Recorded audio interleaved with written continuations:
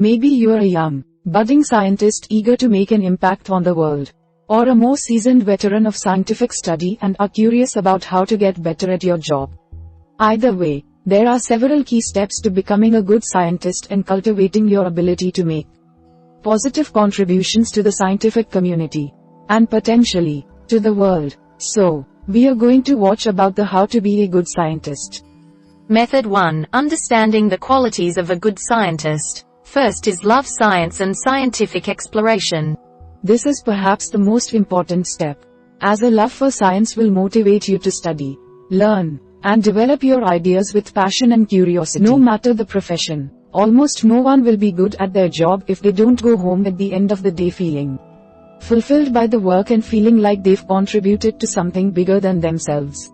If you love science and exploration, you are already one big step closer to becoming a good scientist, as it is always better to be yourself and do work within a niche that you enjoy and find fascinating. Step 2. Experiment with new ideas. A significant fraction of scientific discovery is the result of hard work and serendipity. Or more bluntly, sheer luck. From the discovery of penicillin by Fleming to the discovery of new ionization techniques such as MALDI, luck has frequently played a large role in scientific discovery. So, don't be afraid to tinker or play around with new ideas or with a new approach to an existing theory. You never know when experimentation and luck will collide to create a significant discovery. Often big discoveries come from noticing an inconsistency or oddity and then troubleshooting to figure out what caused it.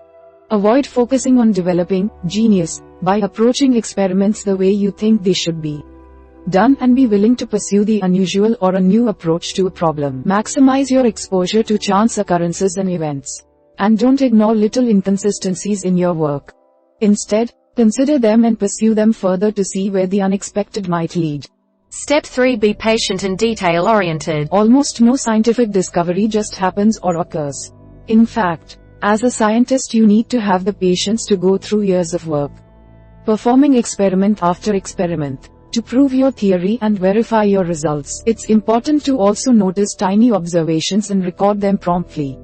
Categorizing and analyzing data is a huge part of being a scientist.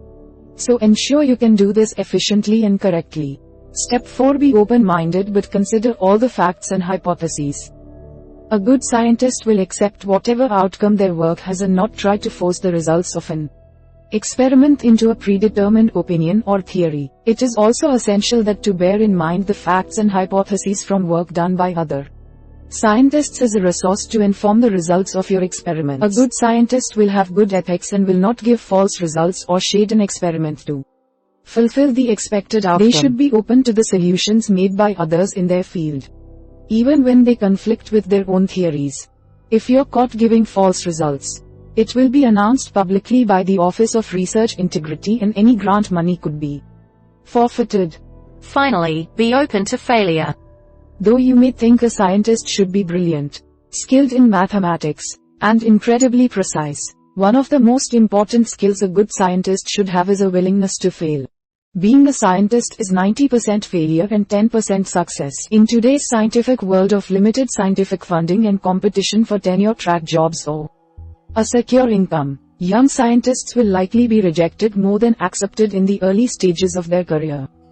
It's important to be prepared for failed experiments and time spent on research that does not get funding or lead to a definite theory. Time that is seemingly wasted on a theory that goes nowhere may later prove to be time well spent. Through failure, you can build a strong work ethic, develop a creative approach to scientific study and be prepared for the moment when you succeed, rather than fail. Method 2. Developing your scientific skills.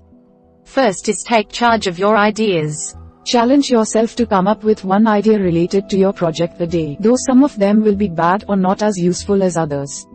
Many will be good and could lead to a new experiment or theory. Don't be passive or shy about your ideas. As a scientist in a competitive field, you need to create your own opportunities by owning your ideas and working hard to develop them. Further, Step 2. Set goals. Take out a piece of paper or open a Word doc on your computer and create a list of goals based on the project you are investigating or experimenting with. Prioritize your goals by ranking them in order of importance. though you may be tempted to go off on a tangent or deviate from your list of goals, which is also part of the exploratory nature of scientific discovery. Try to home in on experiments that will get you closer to completing your goals. As with any work, there are only so many hours in a day, so make smart decisions about how you spend your time achieving your scientific goals. This helps you develop your time management skills and use your time efficiently and effectively. Step 3. Collaborate and build strong partnerships. Debunk the idea of a lone genius toiling away at secret experiments. And look around the lab, the department, or in the field for someone you think you might want to work with and learn from. More often than not, you will do better work if you collaborate with someone else, or seek the advice of a mentor. In the scientific world, you will be expected to be able to work well independently and as part of a team. So having good participation and communication skills will only help you further your career and be successful. Examine your projects for areas where you don't have the time or expertise to push them forward, and be willing to partner with someone to develop your project. For example, you may contact a statistician to help analyze your data for a publication. Not only will building strong partnerships with other colleagues, peers, and professionals be mutually beneficial, it will also keep you humble and help you put your project or idea into perspective by sharing it with someone else. Step 4. Practice your writing and reading skills. Create a writing process that works for you, like going into an area with peace and quiet or putting on classical music to help you focus and stick to it. Try to do a little writing every day, and put your ideas or thoughts down on the page so you get into the habit of recording your ideas, which could later end up in a published paper or in a lecture about your latest scientific theory. It's important to also read up on the work being done in your field of study, whether it's a more specific publication like Astronomical Journal or a more general one like Science Today. Stay informed on the current topics in science and consider how you can build on the work of others in your field. Step 5. Develop your presentation skills. Avoid a dry, boring talk full of complicated data and try to tell a story that is personal while also being informative and valuable. One technique is to start by discussing the reasons why you are doing scientific work. Then lead into details about your failures and false starts, and then end with a dramatic conclusion that will leave the audience thinking about a theory or field of study in a new way.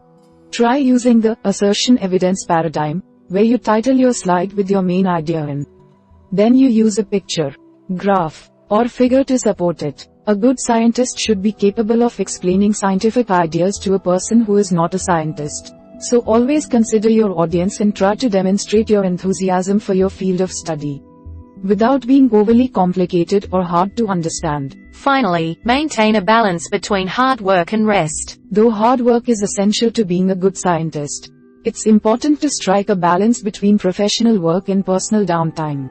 Don't let yourself get burnt out. It may be tempting to spend 20 hours a day in the lab, developing your ideas, but sometimes the best thoughts come when the mind is at rest, or engaged in other activities that challenge your brain in a different way. Making time for a hobby or activity outside of scientific work will allow you to de-stress and perhaps also lead to a fresh perspective on a theory or thought you have been working on or struggling to solve.